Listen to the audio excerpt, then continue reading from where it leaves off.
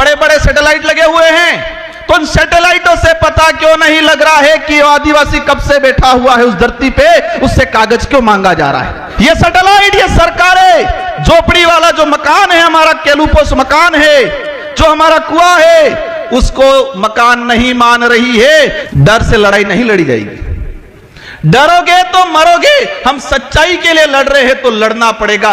जिस देश की संसद में भूखे प्यासे रात की 1:30 बजे तक बैठा हूं आदिवासियों की आवाज बनने के लिए, तो मुझे यहां पर रात की 6 बजे 7 बजे 8 बजे तक बैठने में कोई दिक्कत नहीं है। मन ही मन हंस रहा था।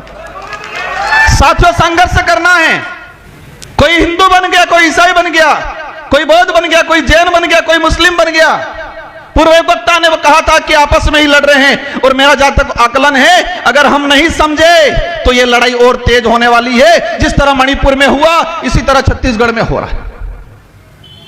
आज एक चीज हमने देखी, देश के अंदर छोटी सी कुछ घटना हो जाती है, हाहाकार मच जाता है, मीडिया हो, सरकार हो, न्यायालय हो, कोर्ट हो, संज्ञान ले लेती है। लेकिन आज भारत देश के अंदर पिछले 1.5 साल में 300 से 400 आदिवासी नक्सलाइट के नाम से मारे गए। इसमें किसी ने संज्ञान क्यों नहीं लिया? इसमें यहां पर भी बात नहीं हो रही है। हम कह रहे हैं एक तीर एक कमान, तो क्या छत्तीसगढ़, झारखंड, उड़ीसा वाले आदिवासी एक तीर एक कमान के अंदर नहीं आते हैं? सलमा जुडो चला 2005 से 2008 तक छत्तीसगढ़, झारखंड के अंदर। मैंने पार्लियामेंट में क्वेश्चन लगाया, सरकार को पूछा कि सलमा जुडो चला अभियान, कितने आदिवासी मरे?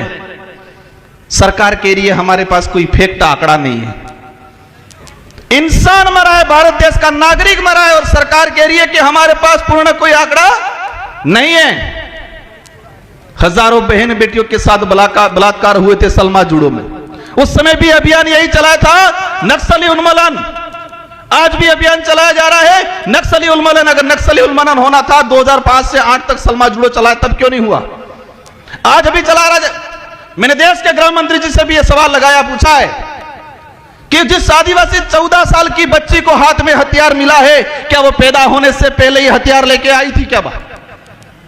14 साल 15 साल की बच्ची, वो चाइना के हथियार हैं।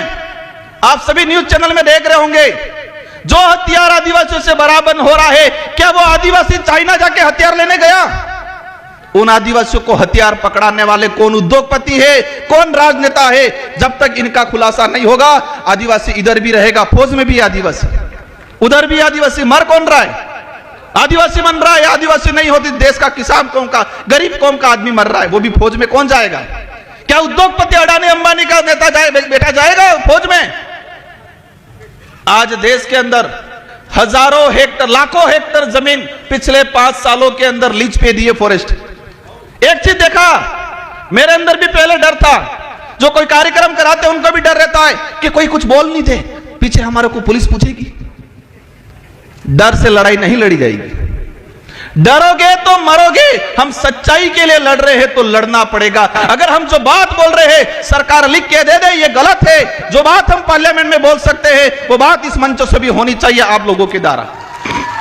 साथियों, एक बात जानना आज कि देश की संसद को भी देखा है, राजस्थान की विधानसभा को भी देखा है, लेकिन हर कानून आता है जिस बजट सत्र में आता है उसी बजट सत्र में पास हो जाता है। लेकिन आदिवासियों के कानून 20 साल हो गए, 25 साल हो गए संसद में आने के बावजूद भी रुके हुए।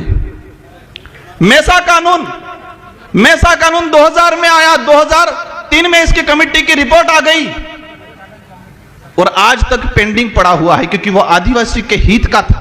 मेसा कानून आता तो शहरीकरण के इलाके में जो आदिवासी रह रहा है उसको विशेष राइट मिलते, उसकी जमीन रिजर्व हो जाती। समाज को जरूरत है, समाज हर बार ठगा गया है, हर व्यक्ति से ठगा गया है, हर संगठन से ठगा गया है। हम प्रयास करते हैं, हम सबको मिलकर प्रयास करना है, क्योंकि एक बार कोई लीडर बनता है और वो कोई गड़बड़ कर देता है, समाज ठगा हुआ महसूस करता है। कोई संगठन बनता है, उस संगठन से आस लगती है, अगर वो संगठन कथनी और करनी में अंतर कर देगा तो समाज ठगा हुआ महसूस करेगा। भाइयों, आजादी के बाद से हजारों बार आदिवासी समाज ठगा हुआ है, व्यक्तियों के द्वारा, संगठनों के द्वारा। हम प्रयास करो, आप ज्यादा कुछ नहीं कर पाओगे चलेगा, लेकिन कथनी और करनी में अंतर मत आने देना। कोई गरीब अमीर परिवार वाला नहीं आया इस पंडाल में, सभी गरीब परिवार से आए हुए लोग हैं। क्योंकि अमीर तो आरक्षण ले लिया, नेता बन गया, अधिकारी बन गया, अपनी मस्ती में आधुनिक सुख सुविधाओं को संभोग करने में मस्त है। सारे ऐसे नहीं होंगे, 10% हैं हमारे बीच में अधिकारी कर्मचारी आए हुए, इनका सम्मान करता हूं मैं, लेकिन अधिकतर रिजर्वेशन का लाभ लेके हुए घर पे बैठे हुए। इस पांडाल में मजदूरी करने वाला भाई आया हुआ है। और यह बात भी समझना भाइयों, आजादी की लड़ाई देख लो, अंग्रेजों से लड़े हो, मुगलों से लड़े हो, राजा रजवाड़ों से लड़े हो, उनसे लड़ाई किसने लड़ी है? आदिवासी ने लड़ी है। और आदिवासी में भी किसने लड़ी है? जो गरीब था उसी ने लड़ी है भाइयों। बिरसा मुंडा को हम याद करते हैं, वो गरीब परिवार से थे। संविधान सभा में जयपाल सिंह मुंडा ने बात रखी थी। और एक बात सबको जानना पड़ेगा कि संविधान सभा में अगर जयपाल सिंह मुंडा नहीं होते, 1875 का जो अधिनियम में जो हमारे प्रावधान थे, जो 1950 के संविधान के अंदर सम्मिलित नहीं होते, वो जयपाल सिंह मुंडा को आज हम भूलते जा रहे हैं। साथियों, बातें अनेक हैं, लेकिन मेरी 2 से 3 बातें आपसे अपील है। अधिकतर सरकार पे भरोसे मत रहिए, सरकार को मजबूर करिए कि वो हमारे भरोसे रहे। उल्टा करना है, हम सरकार के भरोसे नहीं, सरकार समय आने पर लोकतांत्रिक जो व्यवस्था है उस दौरान हमारे भरोसे बैठे, यह तय करना है। वो कैसे करना है आप समझ जाओ। और एक चीज देखी मैंने, 13 करोड़ के आसपास आदिवासी है, इसमें से 29 राज्य हैं, और 29 राज्य में सबसे ज्यादा आदिवासियों की संख्या किस राज्य में है? सबसे ज्यादा आदिवासी संगठन किस राज्य में है? सबसे ज्यादा आदिवासी ST reserve MLA seat MP seat किस राज्य में है? सबसे ज्यादा अत्याचार, भेदभाव, एट्रोसिटी, जल जंगल जमीन से उजाड़ा किस राज्य में हो रहा है? मैंने कुछ नहीं बोला है, आधों ने बोला है, आधे चुप है, कंफ्यूज है। वो आप सवाल ढूंढते रहना। और सबसे ज्यादा आदिवासी संगठन किस राज्य में बने हुए हैं? इस देश में एक ट्रेड चल रहा है अभी, उस ट्रेड को भी समझना है। ट्रेड ये चल रहा है कि कोई सामाजिक घटना होती है, सामाजिक आंदोलन होता है, और वहां थोड़ा पढ़ा लिखा आदमी जाके तेज तर्रार भाषण दे देता है। अब भाषण दे देता है तो सबकी निगाहें उस व्यक्ति की तरफ होती है, तो वो लीडर बनता है। और जो लीडर बनता है तो मनुवादी सोच के बनी हुई पार्टियां उसका शिकार करती है। क्या करती है? शिकार करती है। पहले भावतोल करती है, और भावतोल में नहीं जमता है तो वो शिकार करती है। ये हो रहा है। मैं किस राज्य में, किस देश में, किस समाज में हो रहा नहीं, लेकिन यही ट्रेड चल रहा है कि कहीं सामाजिक एक्टिविटीज हुआ, कहीं एट्रोसिटी हुआ, कहीं जल जंगल जमीन की बात हुई, 50-100-500 लोग इकट्ठे हुए, 1-2 नेता जाएंगे, वहां भाषण देंगे जोरदार, उनकी वैल्यू बढ़ेगी, और राष्ट्रीय पार्टियां बनी बनाई लीडर को खरीदने का काम करती है। अगर वो नहीं खरीदा जाएगा तो वो जेल की सलाखों के पीछे होगा। अब आपको तय करना है। ये बड़ी विडंबना है।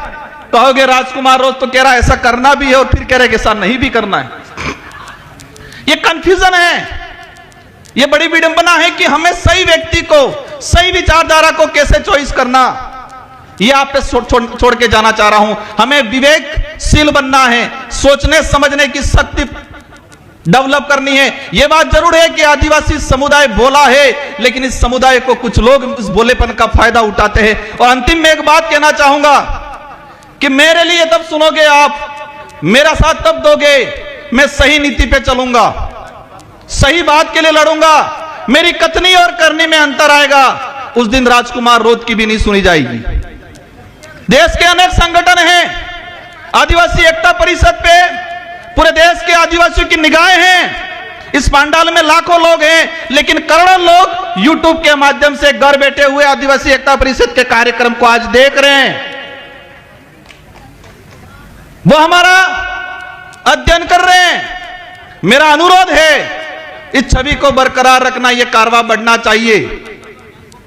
हमें स्वच्छ सही नीति से इस संगठन को चलाना है। मैं एक आदिवासी समुदाय का एक मामूली आदमी होने के नाते मेरा हमेशा सहयोग रहेगा। विचारधारा उद्देश्य कुछ हो सकते हैं अलग, लेकिन आदिवासी समुदाय के हक अधिकार, उनको एकजुट करने की बात आएगी, राजकुमार रोध खड़ा रहेगा। लेकिन मेरा हाथ जोड़ के अनुरोध है कि कथनी और करनी में अंतर मत आने देना, नीति सही रखना, अगर नीति में मेरी और कथनी करनी में मेरा उदाहरण ले लेता हूं, फर्क आ गया, समाज आज कारवा है, लेकिन नीति और करनी और कथनी में अंतर आ गया, पीछे कोई नहीं मिलेगा कुछ समय बाद। इस बात को ध्यान रखना सभी।